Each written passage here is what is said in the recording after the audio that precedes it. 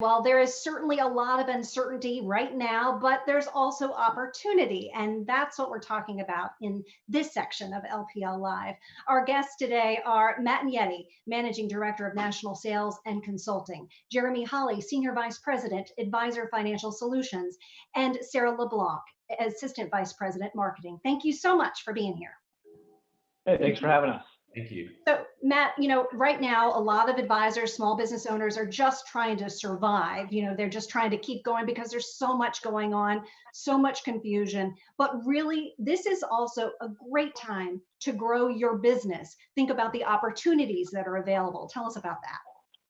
Yeah, I think sometimes advisors are probably a little hesitant as they're working through the phenomenon that's going on right now. But the reality is, the advisor that stands up right now is really standing out. There is a reason why financial advisors and financial services is considered part of the critical infrastructure of the country. It's because what our advisors are doing every day is changing lives. And I would argue that this is the most important time to be talking not just to your clients, but to prospective clients as well, because part of serving America and getting America back on its feet is serving the folks who need the help the most. And our advisors are the most prepared and the most qualified to do so. And so I think this is the time for our financial advisors to kind of take that noble part of the cause that we do and help as many people as we possibly can. And that leads to opportunity. But what I'm finding is for every advisor who is taking the opportunity to work with their existing clients and talk to new folks, there are probably two or three who aren't. There are folks who have decided that they don't want to be in the game right now, or they are overwhelmed by the situation in front of them. And in some instances, you're seeing them kind of walk away, not just from new opportunities, but walk away from their business altogether. This is something, Jeremy, you and I have talked about. And I think what you're seeing is just that some advisors are choosing to walk away from the business. Yes, Matt, I think that's definitely certainly an outcome we've seen. But I'll tell you, there's a new trend or a recent trend that we've seen where they're not completely walking away. It's more of a partial sale or a partial, partial book or selling a small account. And what we're seeing right now is an increased volume or an increased interest in that, because what it does, especially in these times, is it creates capacity in their business. It creates additional liquidity and cash flow so that some of these folks can take advantage of the opportunity. And we're seeing a lot more of that. So that's interesting, because what you're telling me is there are some advisors who are selling part of their book to make them more effective in what they do, to focus on the clients that matter most.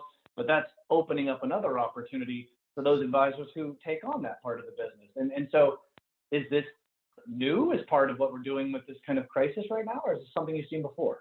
Well, we've started to see this pick up last year. And I think one of our financing partners, Skyview Partners, actually said that 2/3 of their deals last year that they financed were partial. So either buy-ins or partial book sales versus less than 20% the year before. So we've definitely seen an uptick in the last year. And I think it's continuing for maybe a little bit different reason this year. I think folks were selling, taking some chips off the table last year because we were at the top of the market, or so we thought. And sure enough, it turned out to be we were. And now we're seeing advisors look at this a little more opportunistically and say, hey, wait a minute, there's an opportunity here for me to create some capacity, as I said, create some cash flow cushion, if you will, and maybe reinvest that in growth opportunities in this challenging time. Yeah, this what's interesting to me is that these challenging times, like you say, open up opportunities for advisors to really focus on what's core to their business. And we were always telling advisors, specialize on what you're best at, help the people who you can help most.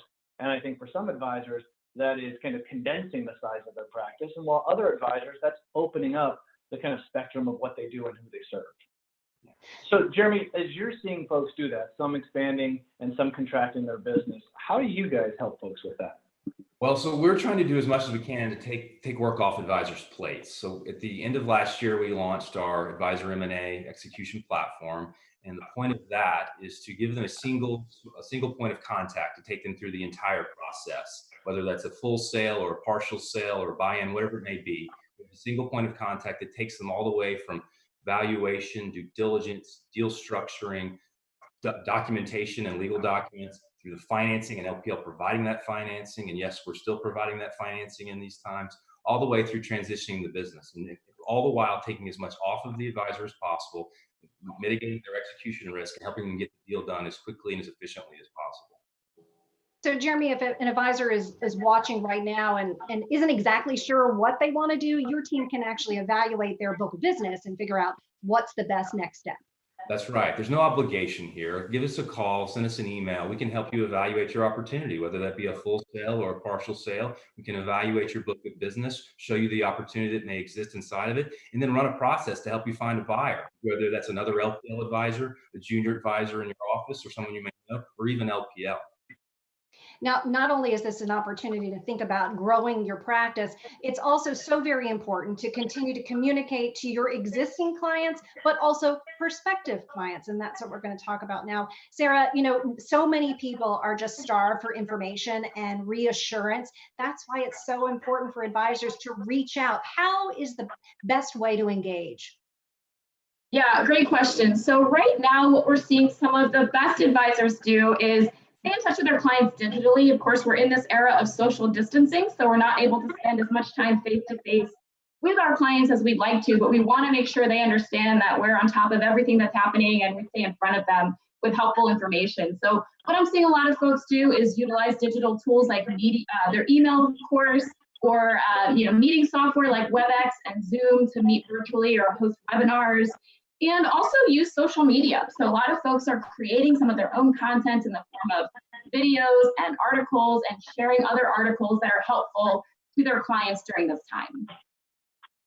So Sarah, that's great perspective, but I can see it being a lot easier to engage with folks who already know you in a digital or social way. How do you apply introducing yourself to someone new, a prospective client, when the only means is doing so digitally or remotely? Yeah, so I think right now, social media actually offers a fantastic opportunity to do just that. So I'll just use LinkedIn as an example. If you're leveraging LinkedIn, let's say you're trying to connect with small business owners at this time, you can use it as a search tool to identify those individuals that you may be able to help with your content and with your services. So I think that's really the main key right now is as you're connecting to those individuals potentially using social media, you're approaching it first from a helpful perspective versus too much of a sales perspective, because that could potentially be off-putting. You want to make sure you're adding value and you're being helpful so that when you do reach out to those prospects, really just sort of adding them to your audience, building an audience so that they're going to be more receptive to connecting with you, as you offer your services. And so I'm going to assume that there are some advisors who maybe don't do a lot of this social media outreach and that engagement with people and prospective clients. So now is the time to do it. And even if you haven't been doing it, go ahead and start. And there's varying ways that you can do that. Now, some advisors are very active. We talk to them all the time. They love to be on social media, but some maybe not so much. So talk about the different ways that that you can really, depending on your ability and your interest, what we can do for you. Yeah, absolutely. So some of the best practices I've seen are really highly engaged advisors who are creating a lot of their own video content, creating their own social media posts. But to your point, not everybody has the time or the desire to create content, and that's completely okay. That's why we have a lot of pre-approved tools and resources available to you. We have a ton of content available to address COVID-19 preparedness in general, as well as the CARES Act specifically. And a lot of that content is available for sharing via email using our automated campaign tool, which is located on Marketing on Demand. You can send those emails out for free using that tool. Also, the Gainfully social media content library has a great deal of social media content already built into it addressing these topics. You can just simply click a button and share that out to your social platforms, add a comment to make it your own and add your perspective to that content at the same time. And there's also the option to hire LPL and have us run your marketing, digital marketing campaigns on your behalf. So Sarah, I'm just curious, for those who are obviously been doing it for a while, it's a wonderful time for them to kind of further their place in the market by engaging with folks digitally. But how would you tell someone to start? Someone who's just getting started, what would that first step look like? I think the first step is really to contact marketing consulting. That's the team that I support. Marketing consulting is here to help all of you get going. So a one-on-one consultation can be really helpful just to kind of understand what are your specific objectives? What does your target market look like? And we can provide you some guidance and demonstrate the tools and resources that we have available to support you with all of those efforts and kind of point you in the right direction for your practice. Yeah, I think it's pretty cool because one of the things that you can do that next step, as you kind of alluded to, is you've got folks who want to customize who are really good. You've got folks who haven't done this before, and the automated tools are great for them. And I think that third leg of the stool is what we launched late last year, which is the Marketing Solutions Organization, which does the best of both worlds. Automated, customizable marketing capabilities for our advisors to reach, and like you said, not just your existing clients, but your prospective clients, because communicating with both of them is more important now than it's ever been. And I think, Sarah, you and I talked about this a lot, this is the opportunity because it's time to help. And that is going to go a long way in certainly securing relationships with your existing clients, but opening up new pathways to new opportunities.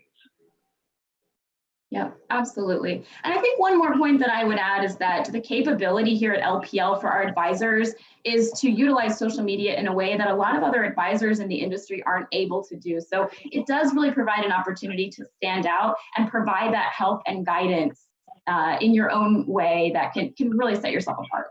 Can we talk about the marketing solutions though, and how that if for some reason an advisor really doesn't have the time or the ability, but wants the expertise, talk about how important marketing solutions can be to an advisor's practice and how really it differentiates them from the competitors. Yeah, so I think, Sam, we launched the overall suite of business solutions last year, CFO solutions, admin solutions, technology and marketing solutions. And what we found is twofold. One is that folks want content, but folks want content that's germane to them, their business, and their clients, and they don't have the time or the capacity to do so. And a lot of times they don't have the skill to do so.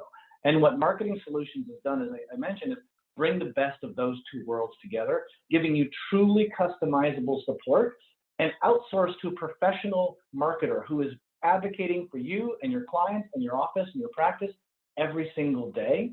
This has been, we're talking about prospects, but this has been incredibly important in engaging with existing clients right now too. And I don't want to lose sight of that because a lot of advisors have been overwhelmed by the volume and sometimes by the crisis itself and haven't been as willing or able to engage with their clients. And this is when clients need to hear from our advisors more than ever. And so Marketing Solutions has been a fabulous tool to both grow the business, but also secure the business and secure the people we're responsible for.